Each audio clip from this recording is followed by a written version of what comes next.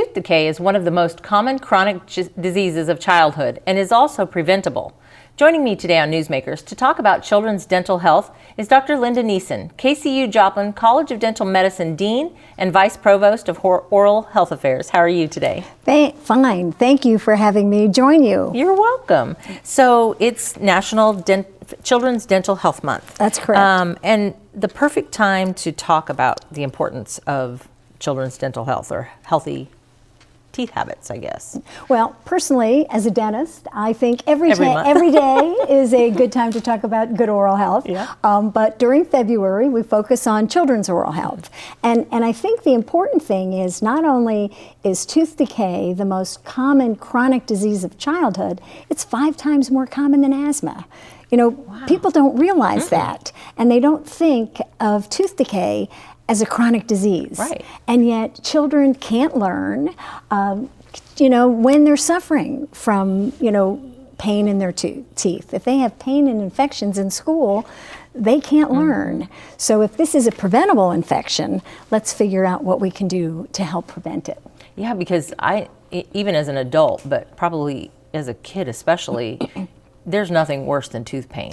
Oh, makes your head hurt, your whole body hurt. You are absolutely right about that, and you don't appreciate it if you've never had it. Right. Yeah, but when you feel that tooth pain, you know that's a serious pain that needs to be taken care of, and many school nurses actually understand this a lot more. After ear infections, probably toothaches are a common problem that school nurses see in elementary schools. Yeah, once your tooth hurts, it makes your face hurt and your head hurt, and it could cause earaches as well. Bobby, you're absolutely right. The other thing that people don't understand is unlike a cold or a flu, where within 7 to 10 days it goes away on its own, tooth decay doesn't. The infection continues to worsen until the bacteria are in the tooth and will continue to invade the tooth until they get into the nerve of the tooth, which is in the center of the tooth, and that's when you really have serious pain. Yeah. And what age should parents start teaching their children about oral health? So I'm going to ask a different question. What age do we want parents to start keeping the teeth clean? And that's as soon as the teeth come in the mouth. Sure. So, 6 months, 9 months, the child gets their first tooth. Probably best way to clean it is just a soft cloth. Sure. Just take a soft cloth. As the child gets to be, maybe 12 months, 18 months, they're watching mom and dad brush their teeth, so they're going to want to try. So that's when you buy a child's toothbrush. It has a soft bristle, something like, right, small head. Yeah, small head, soft brushes, and you can just have them brush with water. You don't even need toothpaste. Okay. But just the fact that you're removing any plaque or debris, and that child gets in the habit of seeing mom and dad do it. We'll do it. It becomes a bedtime ritual. So you want to do it as soon as possible. And then the first visit for the dentist, we always talk about the first year. At 12 months, you take the child. It's not like we're going to do a lot. We're going to sit the child in our laps in the dental office, count the teeth, make sure they're in the right place, the child is getting all of the teeth, and really do some guidance, some what's called anticipatory guidance. We talk to the parents about what's going to happen, just so they know to keep the teeth clean, to keep an eye on the child. Yeah, I would have thought 2, at age 2. I wouldn't think 1, but I guess in my mind I'm thinking, is the child going to hold still for the dentist, or are they going to be cooperative? And what you do is that, probably can't see this on television, but you would put the child in the lap with their head, right here. Oh, I gotcha. And I would sit with the parent. The parent and I would be knee to knee, and I sit with the child so that as the child looks up at me, they'll open, I can count the teeth. The mom or the dad, I can show them what's going on and show the child if we, hold a mirror too. So, yeah. And I guess that's the question. How often should you brush the teeth? Like twice a day? Do dentists advise the parents, or should parents just maybe look it up or. Well, so my feeling, well, first of all, everything's available on the internet. It really is. It really is. If you have questions. So yeah, if you have questions, ADA.org, the American Dental Association.org has a great website called Mouth Healthy. And it has all the kinds of answers and the questions that parents might ask. But, you know, you want to brush their teeth once a day is probably fine. And the best time, most of us brush our teeth as adults, we brush our teeth twice a day. Once in the morning when we get up, because we often have dragon breath, and then before you go to bed. And the reason before you go to bed is important is that as you sleep, the saliva slows down.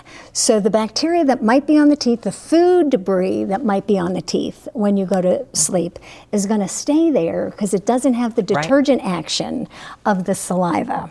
So that's why brushing before you go to bed is really important. Yeah, I've heard that that's actually even more important. Yes. And I didn't used to be a real, stickler with before bed, but as I've gotten older, I have. Yes. Probably more so than when I get up. You're absolutely right. I'm drinking my coffee, and I'm always, that's the last thing I want to do is taste toothpaste with my coffee.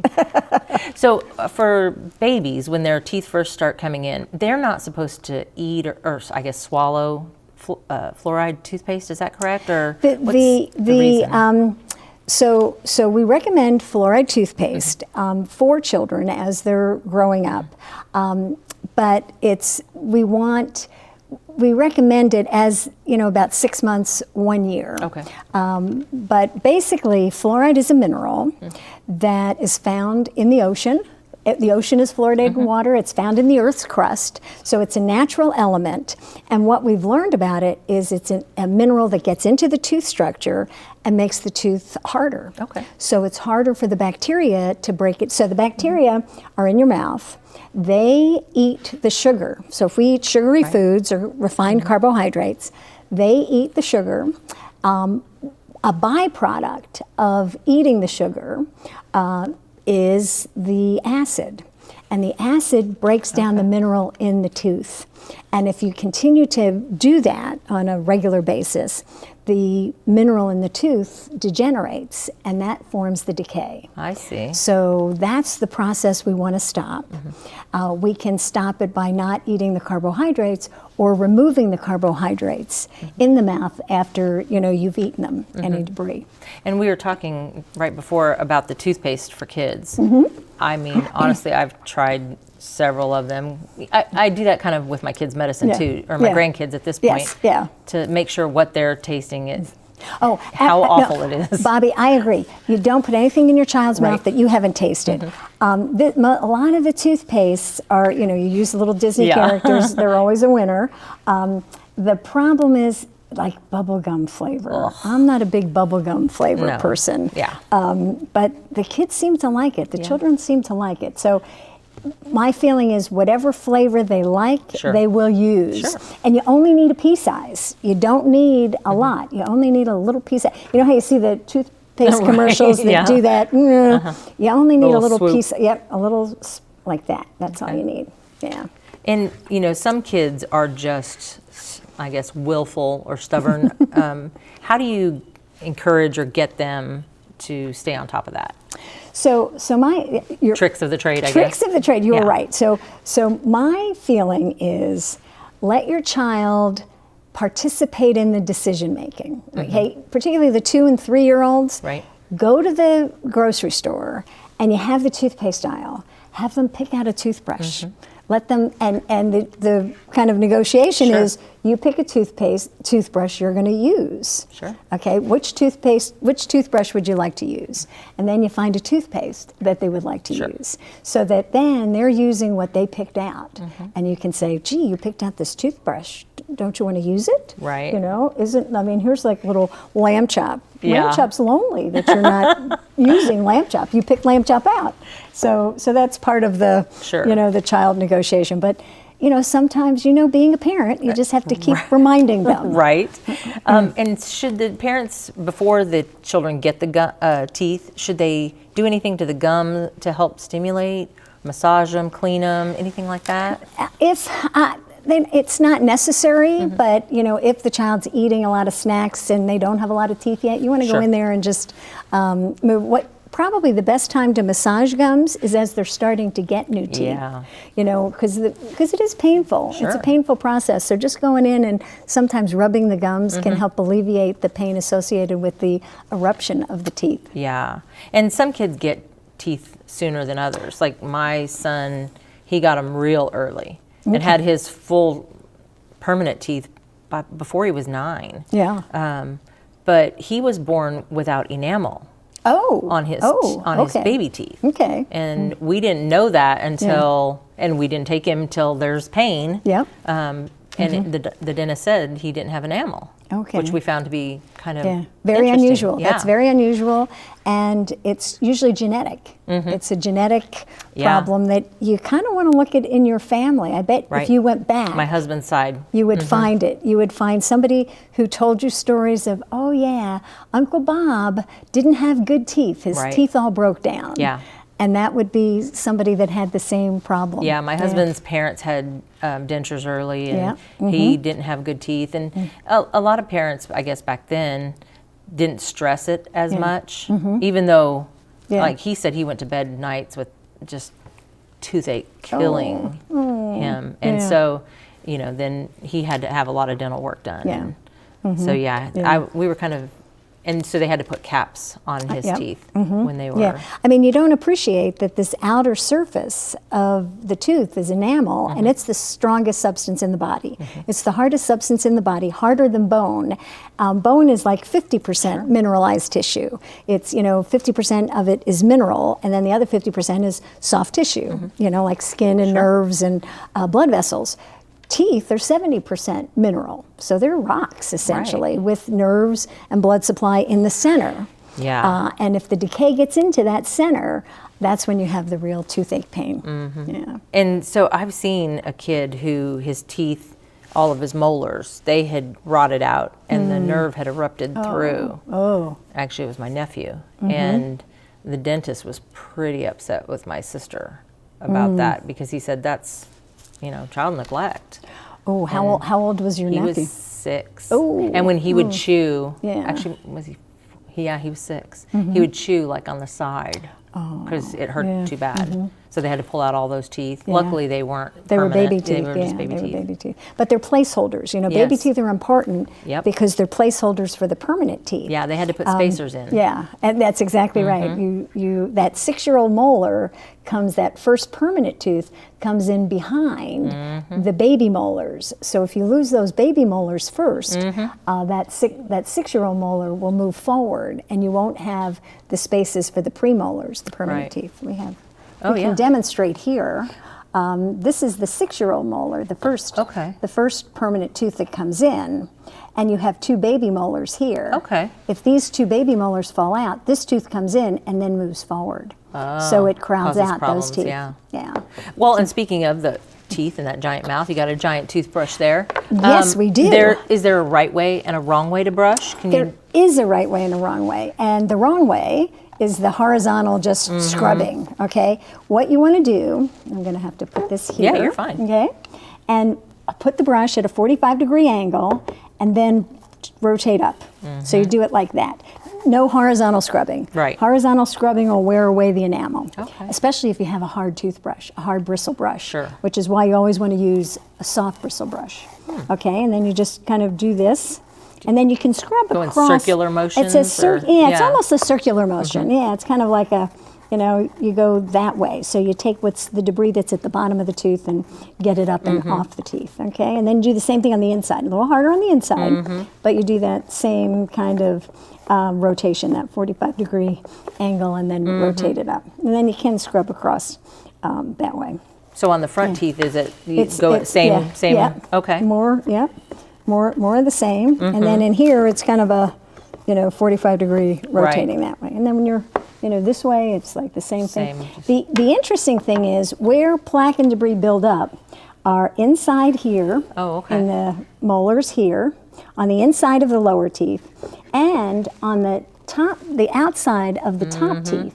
because this is where the salivary glands are. You have salivary glands here, and you have salivary glands inside. Okay. So where the saliva comes is where you get the debris and the calculus or the tartar building up. I gotcha. So make sure you get those areas really clean.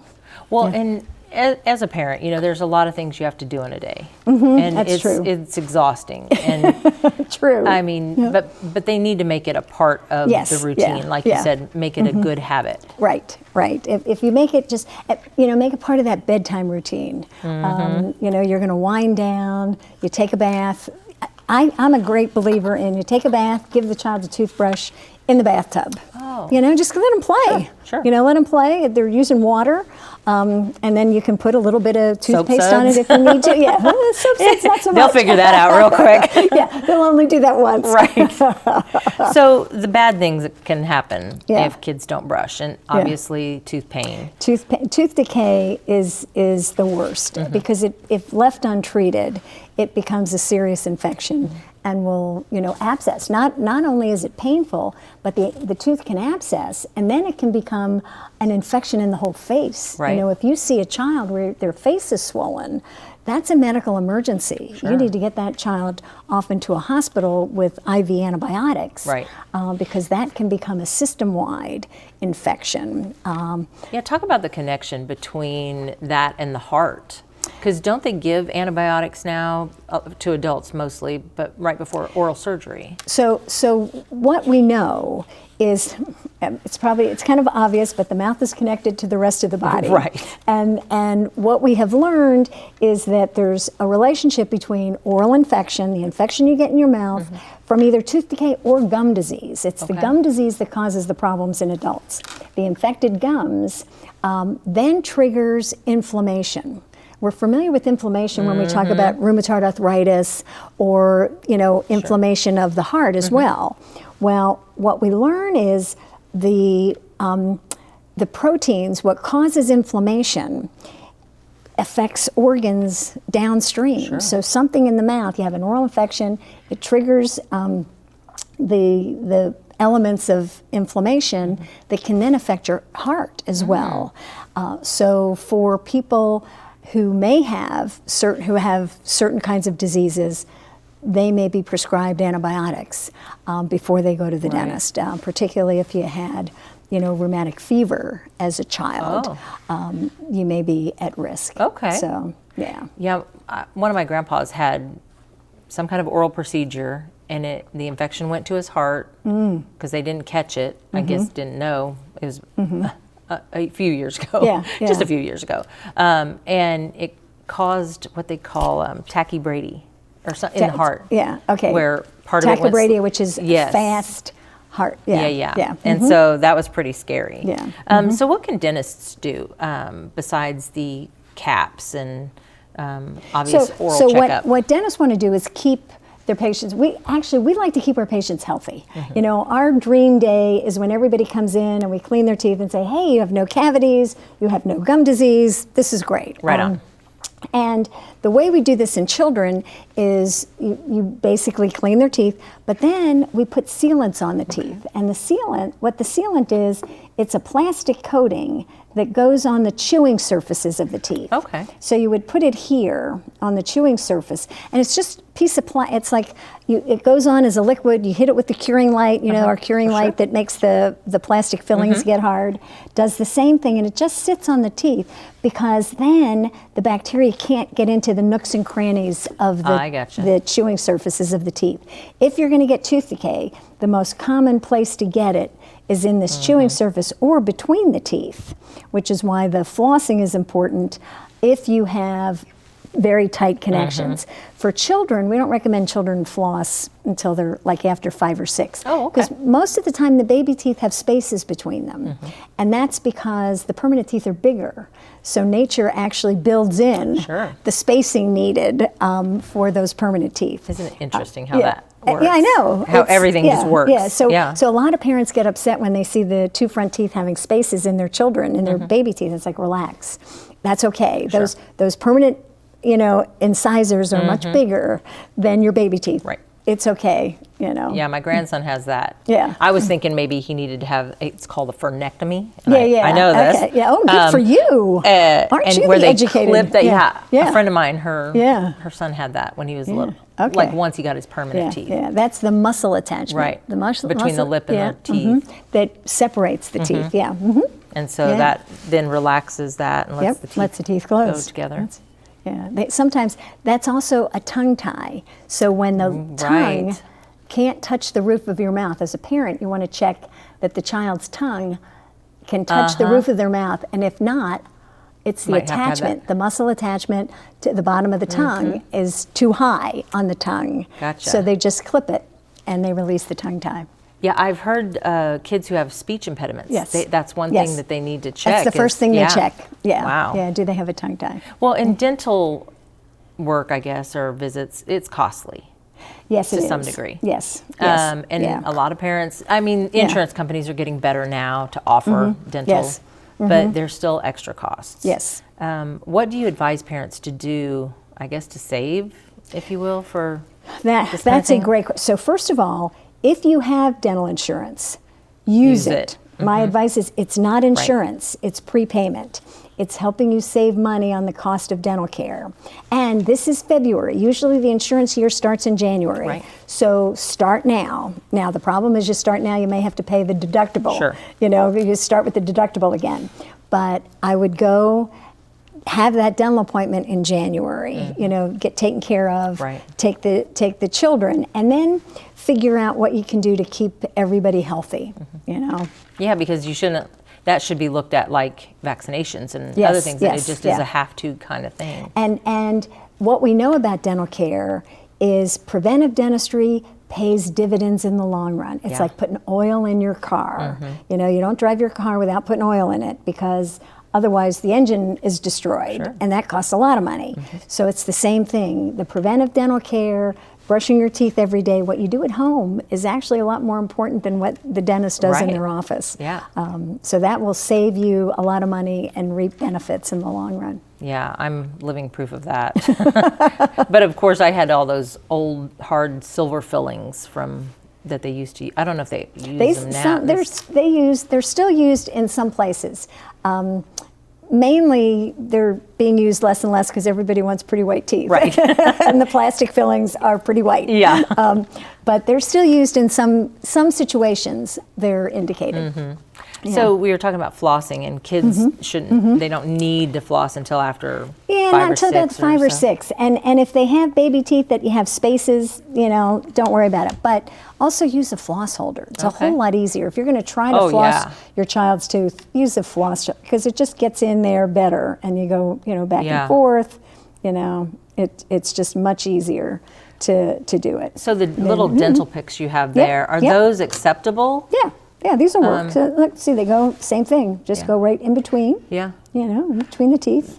My granddaughter likes to use mine, so she... Yeah, whatever, you know, my feeling is whatever the kids like. Let them keep using it. Exactly. Make it a game. Sure. Make it a game, make it fun, yeah. And should kids floss like adults once or twice a day if they...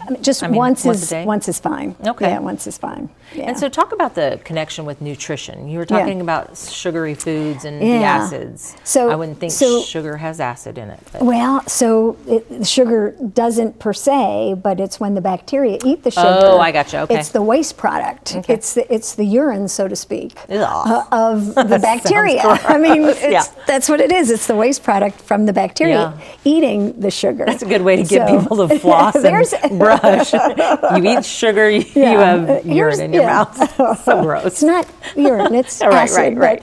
But the point is it's the waste product.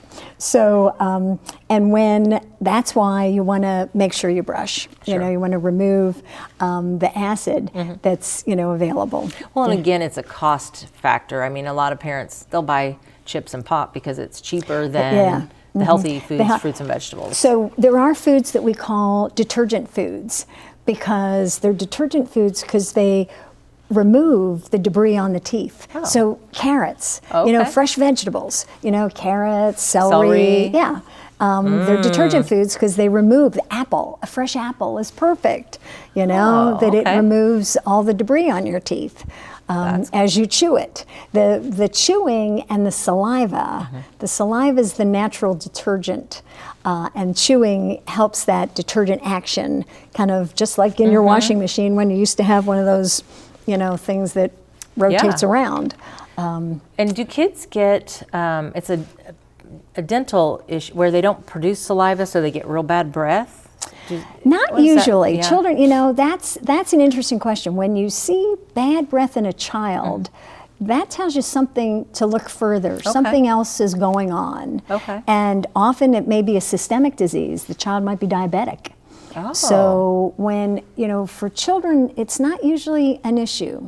Unless they're eating a lot of, you know, refined carbohydrates and not brushing their teeth. You know, that does happen too. And then you'll get bad breath. So when kids, besides cavities, what other issues come up with bad teeth? Is speech an issue? Yeah, sure. So if they, you know, and the other thing with children is trauma. You know, they fall. And especially when they're 6 or 8 and they lose the baby teeth, they get those central incisors, they get these two. And these two are really big relative to the baby teeth. And they're on bicycles and they take a fall. That'd be my child. He broke his tooth. Oh no. Fell face first, no, just face planted, no hands, busted that tooth. And so the dentist, of course, removed it. He's like, you could spend $10,000 trying to rebuild it, but it's probably still going to die. And so, and one thing we didn't know is because he was without that tooth for so long, there was bone loss. And then he needed a bone graft and to do anything like permanent wise. Did he get an implant? He did not. So he still has the partial. Flipper. Partial. And so I think it's a bridge or something is in his future. But that big tooth just broke. That's they're at risk when that first year or two when they're in the mouth and they're just so much bigger than all the other teeth.